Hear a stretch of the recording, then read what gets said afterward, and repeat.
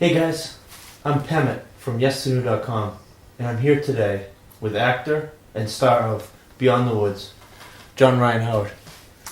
John, thank you so much for being here today with us chatting. Thank you. I saw the film, really enjoyed it, I gotta say. Yeah, great. Yeah. How did you end up in this film?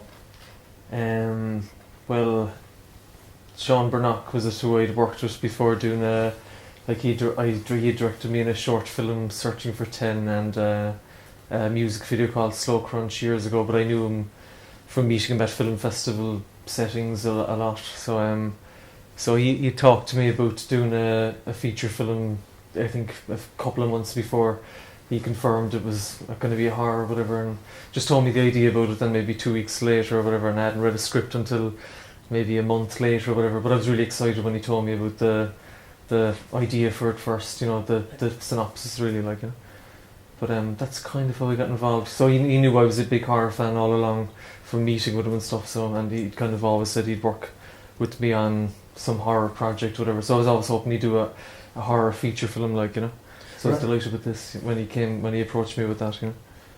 Great to hear. Yeah. And where did you guys film this? It was filmed in a house in Cullen, a place called Cullen, outside of Mill Street, between Mill Street and Kanturk, and it's it's about 152-year-old house surrounded by 80 acres of woods around it. So it was kind of like 90%, 95% shot around there, and then there was the nightmare scene was filmed down in Crosshaven by Camden Fort, I think they call it, and that was a little tiny thing in Watergrass Hill Woods, but most of it was on location in Cullen, around the grounds. So we stayed there for 95% of it or more. So it was great being out there in the middle of the woods. Cool, yeah. And actually that leads me into my next question, the middle of the woods. Now I know for me personally, I love the behind the scenes of films and movies. Yeah. And it's in particular with horror movies. So when you were out in the middle of the woods in Cullen, did anything mysterious or eerie happen? There was one particular thing, that I experienced, as it was in the script about that there's no phone reception like that. That was the reality for us when we arrived. There was no phone reception anywhere, and there was no, you couldn't get data on your phone for the internet or whatever. And then about on day 3 maybe of being out there, suddenly I discovered there's reception out by the big tree outside the front of the house. So I made a couple of calls, and the second call was to my cousin, and about a few seconds into the call, suddenly there was some disturbance on the line, and it sounded as if he got his phone and was dunking it in and out of water, whatever. So I was thinking, I never heard that kind of disturbance on a phone line before. So I hung up then and just couldn't get through to him, tried to ring him back and nothing was happening. So eventually when I got through to him, then he said to me, "Oh, did you drop your phone into the water or something?" And I had heard a week previous from someone saying he watched some documentary where the man said no one, two people don't hear the same disturbance on a phone line, that both people hear something different. So I thought that was strange, and straight away my cousin then said, "Oh, did you hear what happened? Did you hear what came after the water sound?" And I said, "No," I hung up, and he said, "Oh, there was the sound of a steam engine right after the dunking of dunking the phone in the water sound, So I was like, that's really weird. Thought nothing of it then for a few days, and I was walking was it Arlene Keating who did special effects prosthetics on the film. I was walking her to her car at 4:30 in the morning then on maybe the 6th, 7th day, and when she got into her car she said, "Oh, something really creepy happened a while ago," and I was on the phone to my friend, and I said, "Oh, what?" She said, "Oh, there was weird stuff on the phone." I said, "Oh, it was the sound of drowning," and she just looked up at me and then she said "Oh, and did you hear the steam engine?" So I said, "What?" I was I said, "God, my cousin heard." That's exactly what my cousin heard. I said, "I hung up before I heard any more, but that's exactly what he heard." So I remember I said the hairs stood on the back of my neck when I said, it was pitch black all around the house because there was no work lights outside, because it was all interior shooting that day. So when I walked back in, then I told everyone in the house, and they were all pretty creeped out. And I think Sean told me that the owner of the house had said there was an old railway line ran through the grounds, the old Mallow line, I think, over 100 years ago, whatever. And there is a well on the grounds somewhere we didn't find, but there is a well on the grounds as well. So did someone drown in the well and get killed by a train or whatever? It's really, really creepy. And then when we were leaving the house on the very last day, like we were leaving, and Claire Loy said she saw someone standing in the kitchen window as we left. She thought someone was still in the house. She said, "Oh, who's in the kitchen?" or whatever. Like, and I remember Hugo, the sound guy, said, "Oh, this is the last car. There's no one left." And she said, "Jesus Christ, I saw someone standing in the kitchen window." It was like 5:30 in the evening when we were leaving, pitch black though, because it was January, like, you know. But that was and the owner of the house is a spiritual healer, and she said there's 3 spirits living in the house. She's a spiritual cleanser or something. Phyllis Murphy, I think is her name. So, you know, it was all it all helped get in the mind frame for it or whatever, like, you know. Yeah, That was creepy. Yeah, I was going to say, geez, that could be a documentary idea there. We're going to have to head out to Colin and check that out. It was creepy. Wow. And was this, I know you were saying you worked with Sean before. Yeah. But was this your first feature film? Oh yeah, it was my first feature film and his first feature film. So I was delighted just to do a feature film, having never done one before.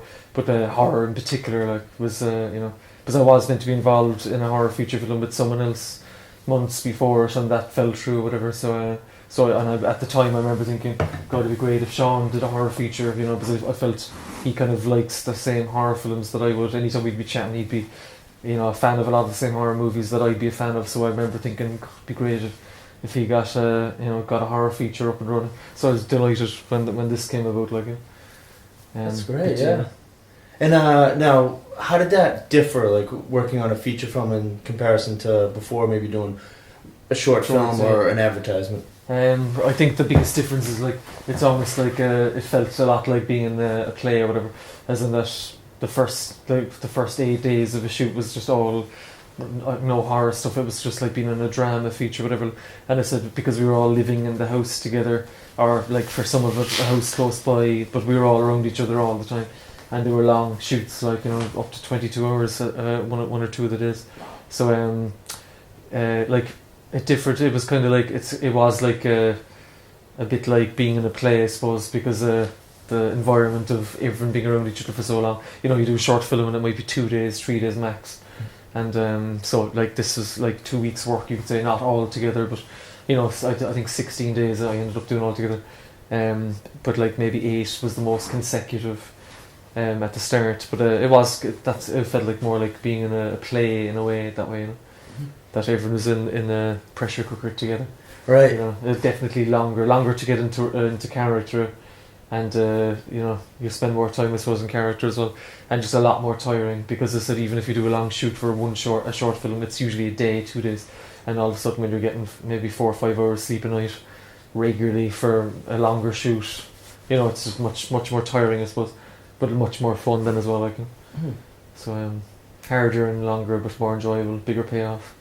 Right, exactly, yeah. Exactly. And you used the term pressure cooker. And, actually, you worked with, I'll say, a mutual, Mark Griffin. Yeah. He was in the film with you, so yeah. I had worked with him previously on a film we did, and I know as a writer working with him, he was a joy to work with. Oh, yeah. How was it working with him and the other cast, the ensemble, all together? I didn't get on with Mark at all, to be honest. He's a terrible guy, very professional.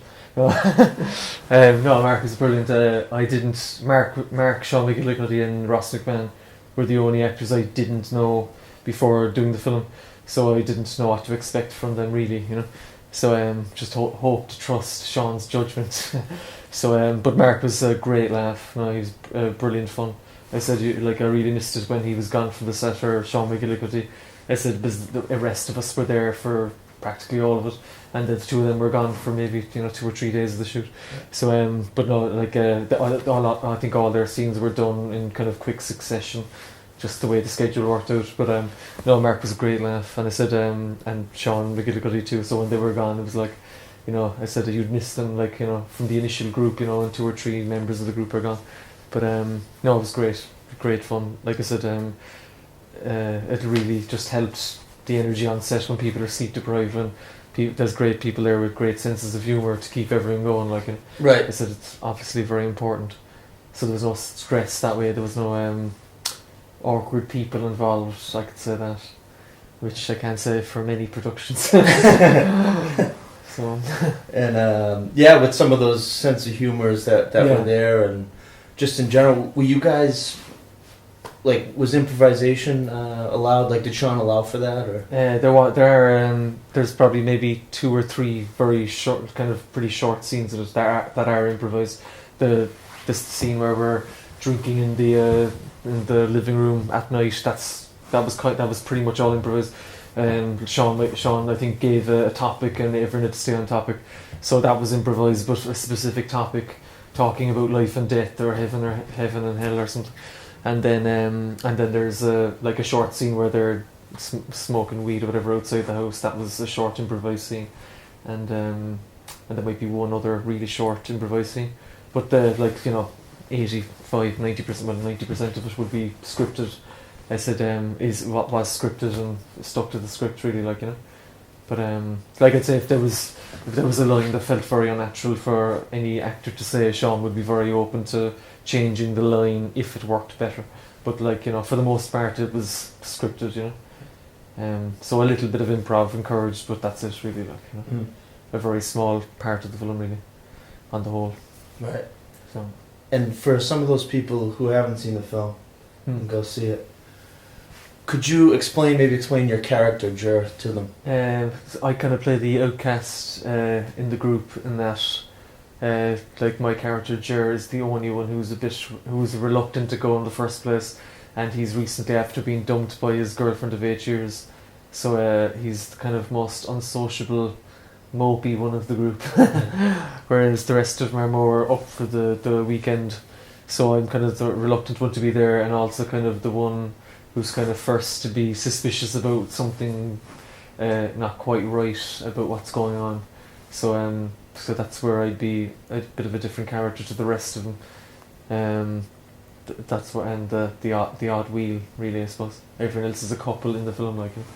So that's pretty much it. So he's just being dumped and not in the best of humour to be there, but feeling obligated to be there anyway, you know, because it's not often this group of friends meet up. Right, right, exactly. And I think, a lot of people can relate to that. Yeah, I definitely think. Yeah. And actually, for those of you who have seen the film, great job. Were you able to find yourself connecting to this character? Yeah, very easily. Like I said, as I said, I think everyone has been in a social situation they don't want to be in, but felt obligated to be there on behalf of someone or whatever. And I said I was able to relate to it quite easy, you know.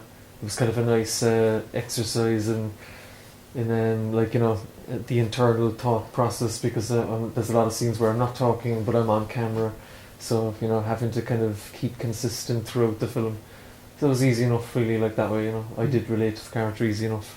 It was a comfortable fit for me. As I said, I think it's testament to Sean's casting that he kind of, not casted everything exactly like the personality. Mark Griffin wouldn't like that. I think it's just more like he gave everyone a character that almost played to their strengths in a way, like, based off how, what he'd know, I think. Right. So. And you mentioned earlier how you are a horror fan. Yeah, huge horror fan. So what is your favourite horror film? It's a very hard question, but I said if there was a gun put to my head and I had to say one, I'd probably say John Carpenter's The Thing, which I actually didn't see that long ago. Like, it's actually, I've seen so many classic horror films that would be in my top 20 or top 30 that I could say, I saw that first when I was 9 years old, or 10 or 11, but I only saw The Thing. I'd say I was past 20 when I saw The Thing for the first time. I said I probably only saw it, I might have only seen it for the first time 7 years ago or something. And I'd always heard of it when I saw it. I was like, God almighty. I was like, how the hell haven't I seen this before? Why didn't I watch this before? And I've rewatched it now countless times. It's so maybe The Thing. It's very hard to pick one out. I said The Stepfather with Terry O'Quinn, 1987. The original Stepfather is definitely it's in my top 3. I'd say. That might be my favourite over The Thing. It's very hard to single out one, but the two of them come to mind straight away. Right. For favourites. Was that Terry O'Quinn from Lost? Lost. Yeah. Which I'll have to take a look at that one. Oh, yeah, have to. Yeah, I've never seen it. So anyways, what's next for you? What's next? A lot of definitely maybes. So can't really talk about them because there's nothing definite yet. But I said there's definitely a few things in the pipeline that I'm hoping will come to fruition soon. I said but certain things are looking good, right? So I don't want to jinx anything. Yeah. That's great though. Great to Yeah. hear that there's a few. Oh yeah. Yeah. And actually, I want to try something with you. It's not necessarily something new, but it's saying yes. Yeah. So you have to choose one Yeah. of two things, Yeah. and it's kind of I'm gonna go rapid fire with it. Alright, okay. Here we go. So horror or comedy? Horror. Popcorn or crisps? Crisps. Closer to the back of the cinema or the front? Back. Working with an actor with bad breath or bad body odor? Breath. Being interviewed by me or anyone else? You. So this has been a fantastic experience. Thanks Yeah. so much for Thank sitting you. down with me, John Ryan Howard. Anyways, yeah, guys, go take a look. Beyond the Woods, you can get it. I got mine at Music Zone in Douglas. There's Golden Discs. There's HMV. There's Air. There's Sky Plus. We might have to go over this a little more, but there's a bunch of places you can find it. So go take a look. Thanks again. Thank you.